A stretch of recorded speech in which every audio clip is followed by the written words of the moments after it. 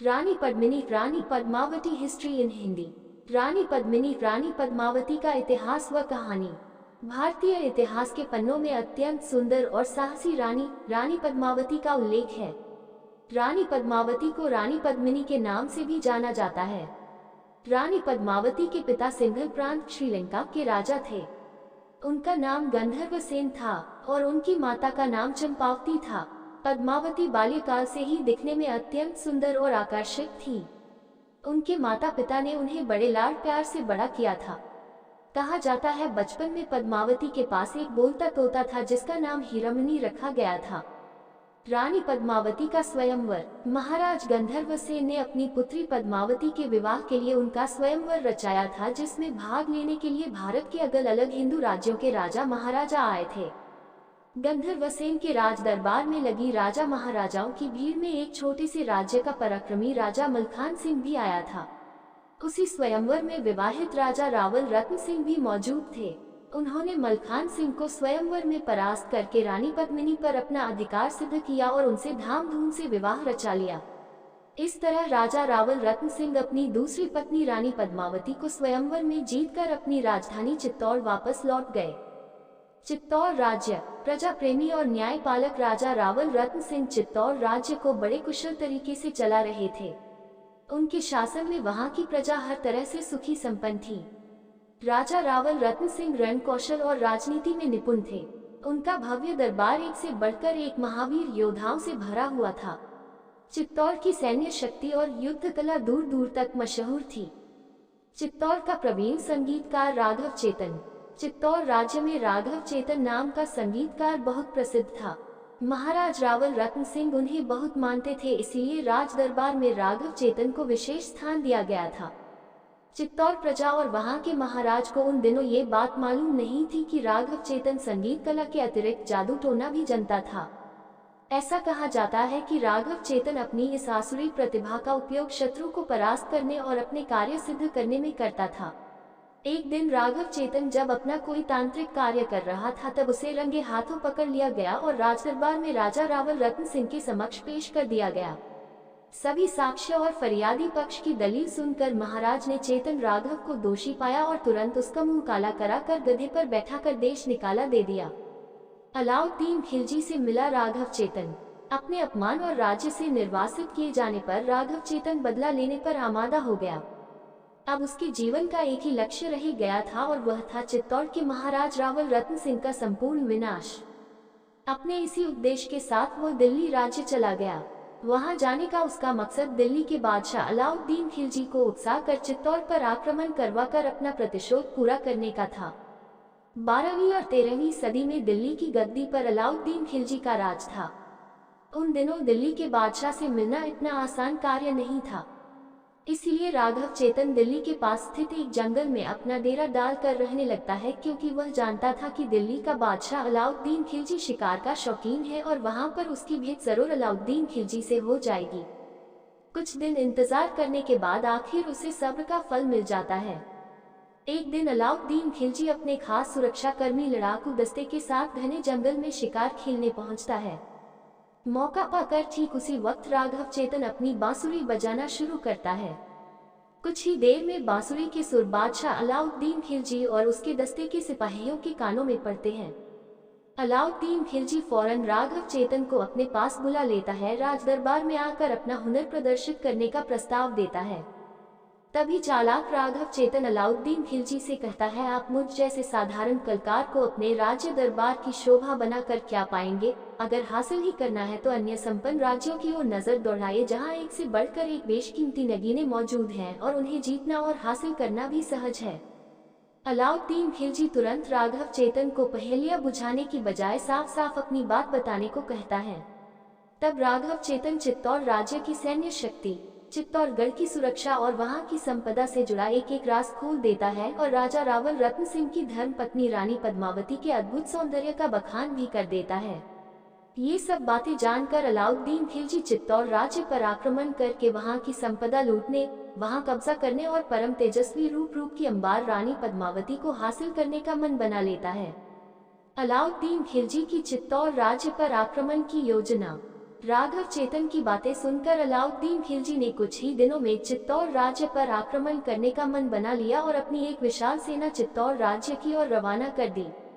अलाउद्दीन खिलजी की सेना चित्तौड़ तक पहुंच तो गई, पर चित्तौड़ के किले की अभेद्य सुरक्षा देखकर अलाउद्दीन खिलजी की पूरी सेना स्तब्ध हो गई।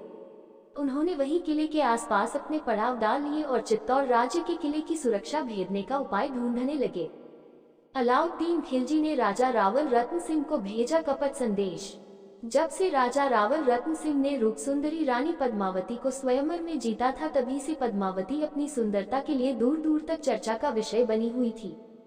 इस बात का फायदा उठाते हुए कपटी अलाउद्दीन खिलजी ने चित्तौड़ किले के अंदर राजा रावल रत्न सिंह के पास एक संदेश भिजवाया कि वह रानी पद्मावती की सुंदरता का बखान सुनकर उनके दीदार के लिए दिल्ली से यहाँ तक आए हैं और अब एक बार रूप सुंदरी रानी पद्मावती को दूर से देखने का अवसर चाहते हैं। अलाउद्दीन खिलजी ने यहाँ तक कहा कि वह रानी पद्मावती को अपनी बहन समान मानते हैं और वह सिर्फ उसे दूर से एक नजर देखने की ही तमन्ना रखते हैं। चित्तौड़ के महाराज रावल रत्न सिंह का अलाउद्दीन खिलजी को जवाब। अलाउद्दीन खिलजी की इस अजीब मांग को राजपूत मर्यादा के विरुद्ध बताकर राजा रावल रत्न सिंह ने ठुकरा दिया, पर फिर भी अलाउद्दीन खिलजी ने रानी पद्मावती को बहन समान बताया था, इसलिए उस समय एक रास्ता निकाला गया। पर्दे के पीछे रानी पद्मावती सीढ़ियों के पास से गुजरेंगी और सामने एक विशालकाय शीशा रखा जाएगा जिसमें रानी पद्मावती का प्रतिबिंब अलाउद्दीन खिलजी देख सकते हैं। इस तरह राजपूतना मर्यादा भी भंग न होगी और अलाउद्दीन खिलजी की बात भी रह जाएगी। अलाउद्दीन खिलजी ने दिया धोखा। शर्त अनुसार चित्तौड़ के महाराज ने अलाउद्दीन खिलजी को आईने में रानी पद्मावती का प्रतिबिंब दिखला दिया और फिर अलाउद्दीन खिलजी को खिला पिलाकर पूरी मेहमान नवाजी के साथ चित्तौड़ किले के सातों दरवाजे पार कराकर उनकी सेना के पास छोड़ने खुद गए। इसी अवसर का लाभ लेकर कपटी अलाउद्दीन खिलजी ने राजा रावल रत्न सिंह को बंदी बना लिया और किले के बाहर अपनी छावनी में कैद कर दिया। इसके बाद संदेश भिजवा दिया गया कि अगर महाराज रावल रत्न सिंह को जीवित देखना है तो रानी पद्मावती को फौरन अलाउद्दीन खिलजी की खिदमत में किले के बाहर भेज दिया जाए। रानी पद्मावती, चौहान राजपूत सेनापति गौरा और बादल की युक्ति। चित्तौड़ राज्य के महाराज को अलाउद्दीन खिलजी की गिरफ्त से सकुशल मुक्त कराने के लिए रानी पद्मावती, गौरा और बादल ने मिलकर एक योजना बनाई।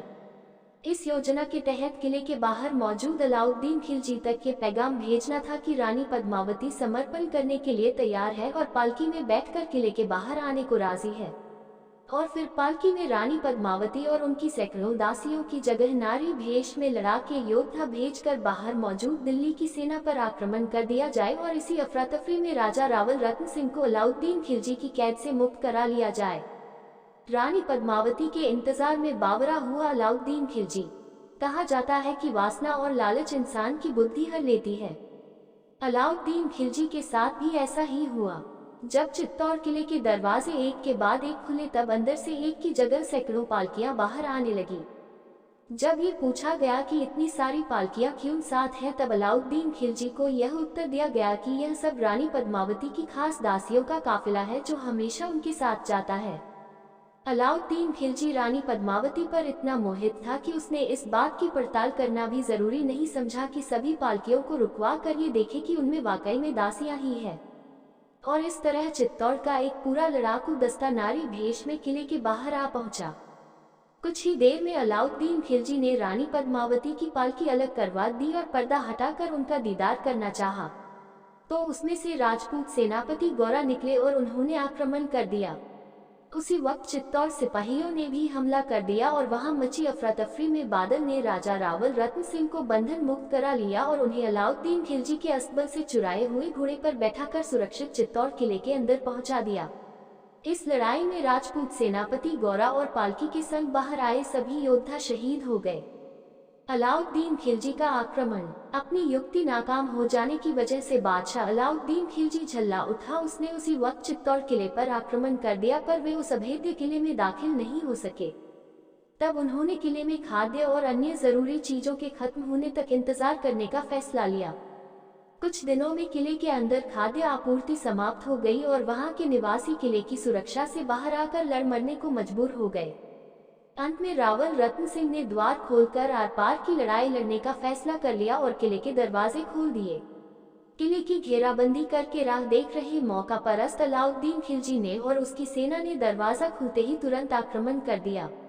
इस भीषण युद्ध में पराक्रमी राजा रावल रत्न सिंह वीर गति हो प्राप्त हुए और उनकी पूरी सेना भी हार गई। अलाउद्दीन खिलजी ने एक एक करके सभी राजपूत योद्धाओं को मार दिया और किले के अंदर घुसने की तैयारी कर ली।